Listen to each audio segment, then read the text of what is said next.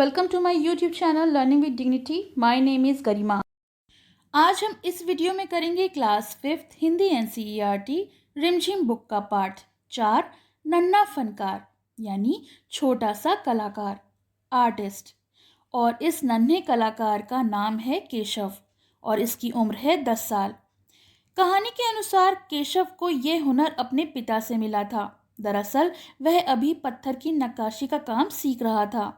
पिता के द्वारा एक बार करके दिखा देने पर वह सीधी लकीरों वाले और घुमावदार डिजाइन उकेरने में सक्षम था, पर उसे अभी घंटियां बनाने में मुश्किल लगता था। तो चलिए कहानी पढ़ते हैं कि 10 साल का बच्चा किस तरह से एक कलाकार है। वह लड़का एक चौकोर लाल पत्थर के पास बैठ गया। उसने जल्दी जल्दी कोई प्रार्थना बुदबुदाई, यानी काम करने से पहले एक प्रार्थना की, जो हम लोग हर काम को शुरू करने से पहले करते हैं, और छेनी हथौड़ा उठाकर अपने काम में जुट गया। कुछ दिन पहले ही उसने इस पत्थर पर घंटियों की कतारें कतारें होती हैं पंक्तियां और कड़ियां उकेरने शुरू किया था। लड़के ने अभी अधबनी यानी जो आधी अधूरी बनी हो घंटी पर छेनी की नोक टिकाई और सावधानी पूर्वक हथौड़े से घंटी पर नक्काशी करने में जुट गया। हथौड़े के वार से पत्थर पर जो कटाव उभरता है उससे पत्थर की किरचें छितरा जाती और वह आंखें सिकोड़ लेता। यानी आप कभी भी किसी भारी चीज पर, किसी पत्थर पे हथौड़े से वार करते हैं तो आपकी आंखें सिकुड़ती हैं। साथ साथ धीमी आवाज में वह कुछ गुनगुनाने भी लगता। यानी जब हम काम कर रहे होते हैं और कोई गाना गुनगुनाते हैं तो काम करना आसान हो जाता है। इसी प्रकार से वो भी कुछ गुनगुना रहा था। उसके चारों ओर दूसरे संगतराश भी अपने अपने काम में डूबे हुए थे। संगतराश यानी साथ में काम करने वाले। केशव 10 साल का था और अभी अपना काम सीख रहा था। पिता के एक बार करके दिखा देने पर वह सीधी लकीरें वाले और घुमावदार डिजाइन उकेर सकता था। उकेरना होता है उतारना। कोई भी चीज को आप कॉपी कर लो तो उसे हम उकेरना कहते हैं। अब तक उसने नक्काशी का जो भी काम किया था उनमें से इन घंटियों को बनाना ही सबसे ज्यादा मुश्किल काम था। केशव जानता था कि एक दिन तो ऐसा जरूर आएगा जब वे बहुत बारीक जालियां, महीन नफीस बेल बूटे, कमल के फूल, लहराते हुए सांप और इटलाकर चलते हुए घोड़े, ये सब पत्थर पर उकेर पाएगा, ठीक उसी तरह जैसे उसके पिता बनाते हैं। तो महीन नफीस का काम होता है जो सुंदर और महीन नक्काशी बनाई जाती है। बेल बूटे यानी पत्तियां वगैरह बनाई जाते हैं। कमल के फूल, सांप जो लहराते हुए होते हैं उनको, और घोड़े जो घोड़ों की डिज़ाइंस होती हैं उनकी बात करी जा रही है कि जो पत्थर पे नक्काशी बनाई जाती है वो ठीक उसी तरह बना पाएगा जिस तरह से उसके पिता बना पाते हैं। कई साल पहले जब वे पैदा भी नहीं हुआ था तब उसके माता पिता गुजरात से आगरा आकर बस गए थे। बादशाह अकबर उस वक्त आगरे का किला बनवा रहे थे और केशव के पिता को यही काम मिला था।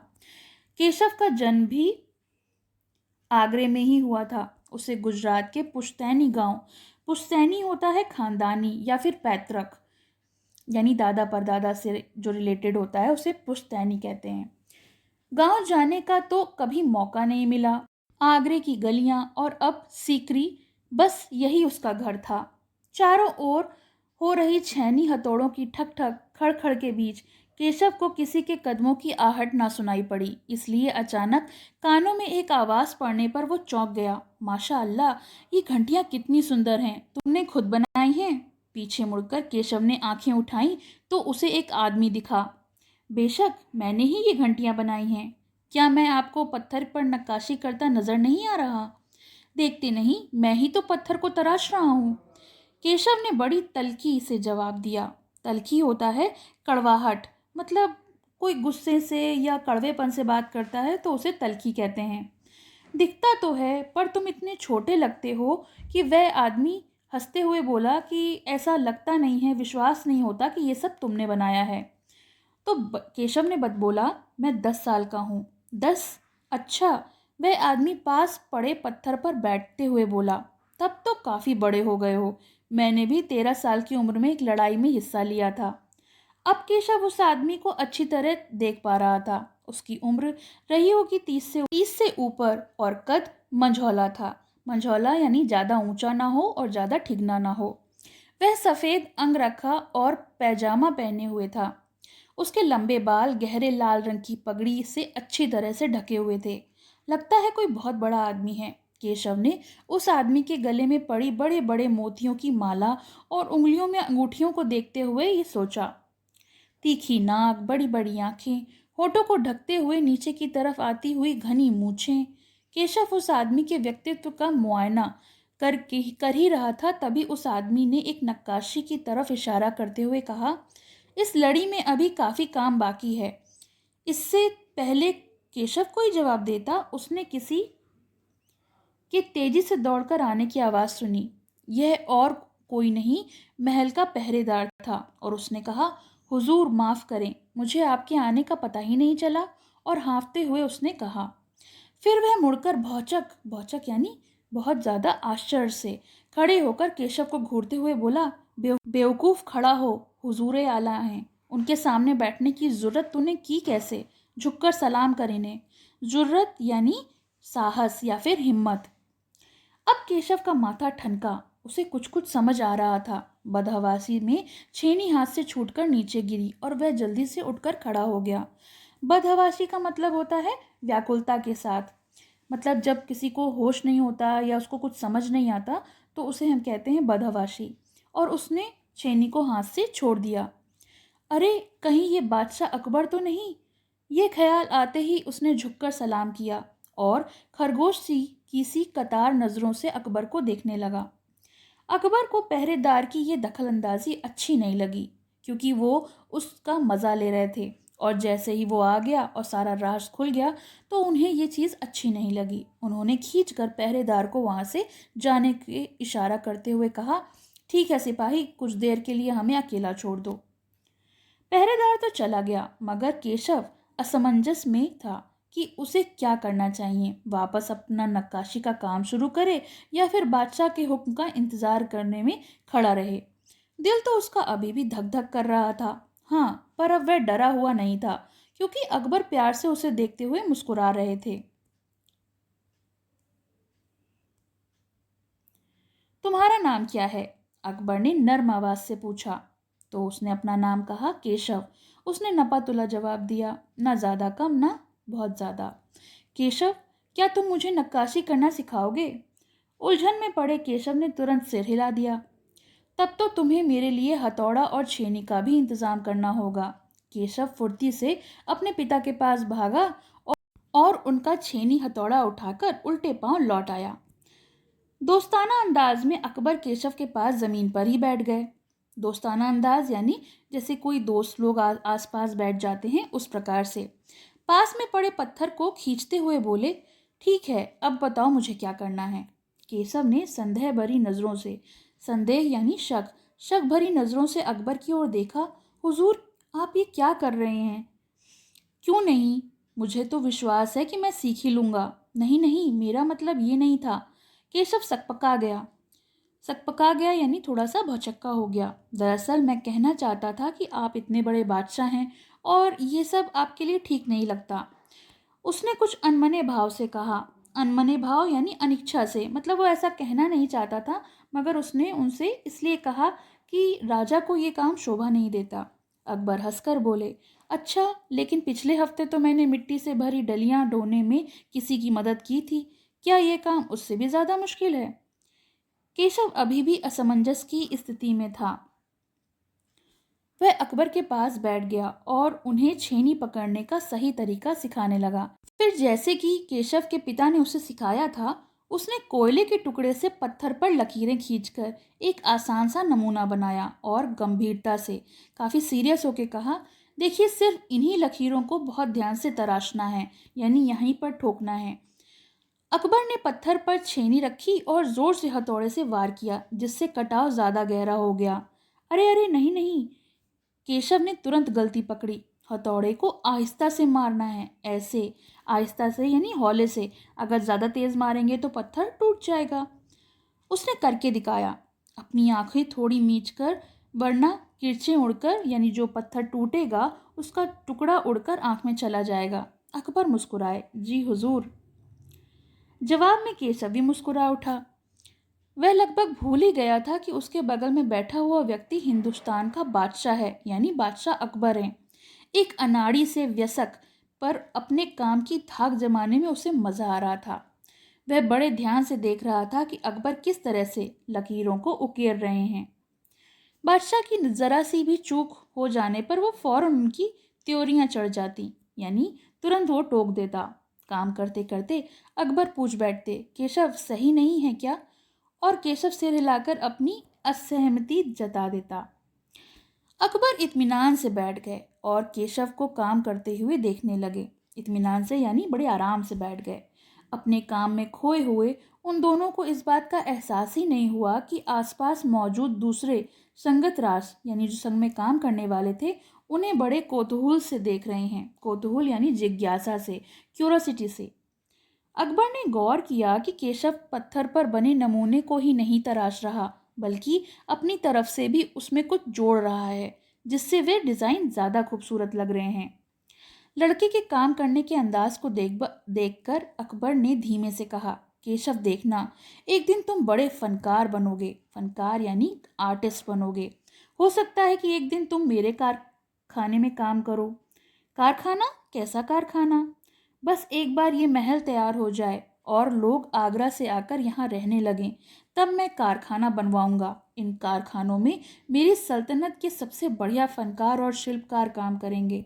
चित्र बनाने वाले कलाकार, गलीचों को बुनकर, संगत रास, पत्थर और लकड़ी पर नक्काशी करने वाले शिल्पकार सभी वहाँ काम करेंगे। अब तो केशव का चेहरा चमक उठा। वह मुस्कुराते हुए बोला, मैं वहाँ जरूर काम करूँगा।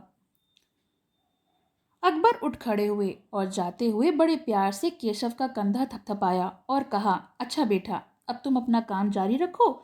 तो उसने कहा, हुजूर, क्या आप दोबारा आएंगे? उसने बड़ी उत्सुकता से ये बात पूछी। हाँ हाँ, मैं ज़रूर आऊँगा। फिर तो पूरे दिन संगत राशों के बीच केशव की धूम मची रही। एक बार फिर से बादशाह से हुई मुलाकात सबको सुनाता रहा। रात हो चली थी। केशव बहुत थका हुआ था, पर आंखों में नींद कहाँ। वह धीरे से अपने पिता के बिस्तर में घुस गया। पिता ने मुस्कुरा कर कहा, तुम तो अब इतने प्रसिद्ध हो गए हो। बादशाह सलामत ने कहा कि एक दिन मैं बहुत बड़ा कलाकार बनूंगा। अपने सिर को पिता की बाहों से सिरहाने टिकाकर केशव धीरे से बोला, हमारे बादशाह बहुत नेक हैं। बिल्कुल सही, पिता ने कहा। वह कुछ सोचकर केशव से पूछने लगे। पिता ने कुछ याद करते हुए बताना शुरू किया। हाँ बेटा, बादशाह का आगरा बहुत सुंदर शहर है, पर सीकरी में नया शहर बनवाने का भी एक खास कारण है। मैंने सुना है जब बादशाह अकबर के कोई संतान नहीं थी, इस वजह से वो हर वक्त परेशान रहते थे। बहुत से साधु संतों और फकीरों के पास भी गए। भटकते भटकते बादशाह ख्वाजा सलीम चिश्ती के पास सिकरी पहुंचे। उन्होंने ही बताया कि उनके एक नहीं तीन तीन संतान होंगी, शहजादा सलीम, मुराद और दनियाल। केशव ने चहकते हुए कहा, क्योंकि केशव को राजा की संतानों का नाम पहले से ही पता था। पिता ने कहा, बिल्कुल सही। तब बादशाह ने ख्वाजा सलीम चिश्ती के सम्मान में सीकरी में नगर बसाने का फैसला किया था। केशव ने कहा, अच्छा, अब समझा, इसीलिए बादशाह अकबर ने अपने बेटे का नाम सलीम रखा है। हाँ, और इसी कारण हम यहाँ एक नए शहर के लिए पत्थरों को तराश रहे हैं। पिता ने कहा, केशव उन्नीदी आवाज में बोला। पिता ने देखा कि उनका लाडला बेटा सो गया है और बातें करते करते रात हो गई थी और वो सो गया। तो इस कहानी का उद्देश्य क्या हुआ? इस कहानी का उद्देश्य है कि हमें सदा व्यवहार कुशल रहना चाहिए, हमेशा कुछ नए सीखने के लिए तत्पर रहना चाहिए, ताकि अपने जीवन में आए सुअवसरों को हम ना खो दें, उन्हें हम वंचित ना कर सकें। तो ये तो हो गए पाठ। अब हम इसके शब्द अर्थ देख लेते हैं। शब्द अर्थ। पहला, फनकार। फनकार होता है कलाकार यानी आर्टिस्ट। बुदबुदाई यानी धीरे से बोलना, आहिस्ता से। उकेरना होता है उतारना, किसी चीज़ की नकल करना।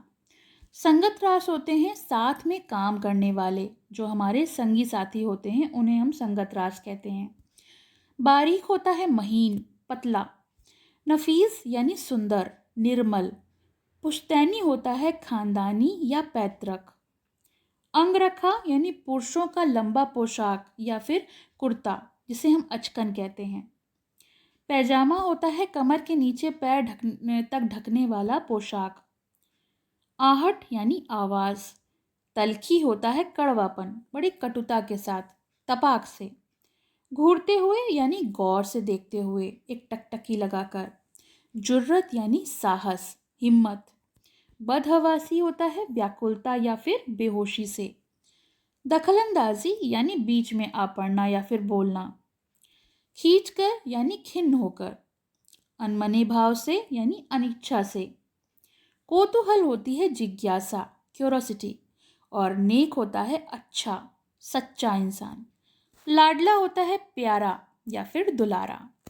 तो ये हो गया शब्द अर्थ। चलिए इसके प्रश्न उत्तर देख लेते हैं। प्रश्न 1, कहानी से अकबर को पहरेदार की दखलंदाजी अच्छी क्यों नहीं लगी? तो इसका उत्तर है, नन्हा केशव अनजाने में आम इंसान समझकर बादशाह अकबर से मासूमियत भरी बातें कर रहा था। बादशाह भी केशव की बातों का मजा उठा रहे थे। पहरेदार के आने से उनकी बातचीत में बाधा उत्पन्न हो गई, क्योंकि केशव ये जान गया कि जिस इंसान से वो अब तक बातें कर रहा था वह और कोई नहीं बल्कि बादशाह अकबर हैं, और वो कुछ डर भी गया था। इसीलिए पहरेदार की दखलंदाजी अकबर बादशाह को पसंद नहीं आई। प्रश्न 2, लगता है कोई बहुत बड़ा आदमी है। यहाँ पर बड़े आदमी से केशव का क्या मतलब है? तो उत्तर है, प्रस्तुत कहानी के अनुसार यहाँ बड़े आदमी से केशव का मतलब है कि कोई धनवान या प्रतिष्ठित आदमी है। प्रश्न 3, अकबर ने जब नक्काशी सीखना चाहा तो केशव ने उसे संदेह भरी नजरों से क्यों देखा? तो उत्तर है, प्रस्तुत कहानी के अनुसार अकबर एक बहुत बड़े बादशाह थे। उन्हें इस तरह के कार्य करने की कोई आवश्यकता ही नहीं थी। जब उन्होंने नन्हे केशव के साथ बैठकर पत्थर तराशने की इच्छा जताई तो उसे बड़ी हैरानी हुई। उसने मन ही मन सोचा कि एक बादशाह भला उनसे नक्काशी क्यों सीखेंगे, इसलिए उसने उन्हें संदेह भरी नजरों से देखा। अगला प्रश्न, खरगोश की सी कतार आंखें, पशु पक्षियों से तुलना करते हुए भी बहुत सी बातें कही जाती हैं, जैसे हिरन जैसी चाल। ऐसे कुछ उदाहरण तुम भी बताओ। तो इसका उत्तर है, कोयल जैसी आवाज़, कुत्ते जैसी दुम, शेर जैसी दहाड़, हिरनी जैसी आंखें, गाय जैसा सीधा, हाथी जैसा विशाल, सांप जैसा जहरीला, चींटी जैसा अनुशासन। सीखना चाहा तो केशव ने उसे संदेह भरी नजरों से क्यों देखा? तो उत्तर है, प्रस्तुत कहानी के अनुसार अकबर एक बहुत बड़े बादशाह थे। उन्हें इस तरह के कार्य करने की कोई आवश्यकता ही नहीं थी। जब उन्होंने नन्हे केशव के साथ बैठकर पत्थर तराशने की इच्छा जताई तो उसे बड़ी हैरानी हुई। उसने मन ही मन सोचा कि एक बादशाह भला उनसे नक्काशी क्यों सीखेंगे, इसलिए उसने उन्हें संदेह भरी नज़रों से देखा। तो ये तो हो गए इसके प्रश्न उत्तर, शब्द अर्थ, कहानी हो गई। आपको कैसी लगी ये कमेंट सेक्शन में ज़रूर मेंशन करिए, और इसकी प्लेलिस्ट मैं आपको डिस्क्रिप्शन में दे दूँगी, तो आप वहाँ से सारे चैप्टर्स देख सकते हैं। Thank you. पसंद आया हो तो लाइक करें, शेयर करें और चैनल को सब्सक्राइब करें।